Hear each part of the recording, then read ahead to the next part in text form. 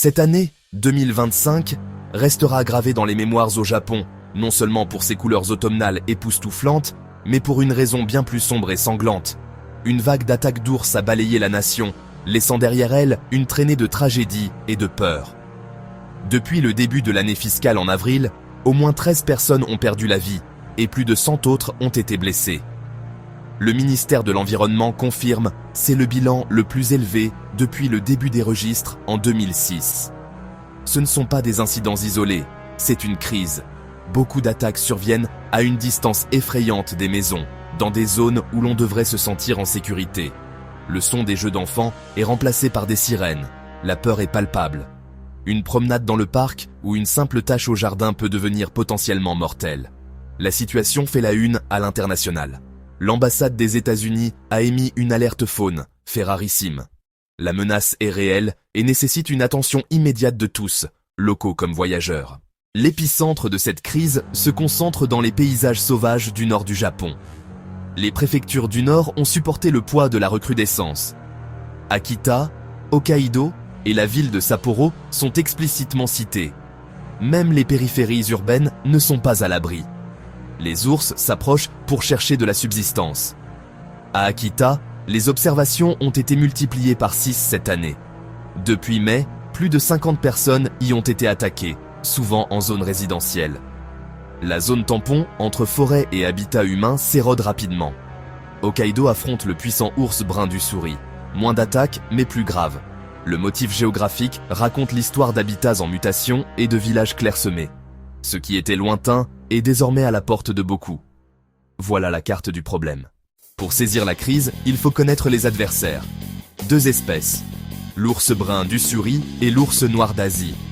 Le brun du Souris, jusqu'à plus de 450 kg. Une rencontre peut être fatale. Taille, force, audace, danger élevé, même si leur aire se limite à Hokkaido. L'ours noir d'Asie, dit à collier, plus petit, mais agile et très puissant. Il pèse typiquement entre 80 et 200 kg. Très répandu sur Honshu et Shikoku. Il vit là où vivent beaucoup d'humains. La majorité des attaques sont dues aux ours noirs, par simple chevauchement d'habitat. Les bruns attaquent moins souvent, mais les conséquences sont plus graves. Dans les 2 cas, la cause profonde est la même, la recherche désespérée de ressources. Gardez cela à l'esprit. Alors, qu'est-ce qui pousse les ours vers nous? Une pénurie critique de nourriture, mauvaise récolte de glands et de faine. Quand le garde-manger naturel est vide, les ours prennent plus de risques et vont plus loin. Comme en 2023, la faible fructification déclenche un exode vers les zones humaines. Poubelles, vergers, potagers, des calories faciles mais près des gens. Météo erratique et climat perturbant floraison et pollinisation. Baies et insectes diminuent. Population rurale vieillissante, exode des jeunes. Villages délaissés, nature qui reprend. La reforestation brouille la frontière forêt-habitat, créant des corridors pour les ours. Rouchataro avait prévenu. Quand la nourriture manque, des ours, parfois âgés, ciblent déchets et chiens. Désormais, ce n'est pas qu'une question d'âge ou de maladie. Une population sous pression se rapproche des humains. Face à une crise de sécurité publique sans précédent, l'État a durci le ton. Abattage massif sanctionné, plus de 9000 ours en 2023-2024. Cette année, plus de 4200 entre avril et septembre. Akita a dépassé le millier, avec primes, munitions subventionnées et enlèvement des carcasses. Des unités de police sont autorisées à tirer en zone résidentielle si les chasseurs tardent. Des troupes ont été déployées à Akita pour protéger les vies et les moyens de subsistance. Les autorités disent « intervention temporaire ». Mais des soldats pour un problème de faune, image marquante. L'efficacité à long terme est contestée.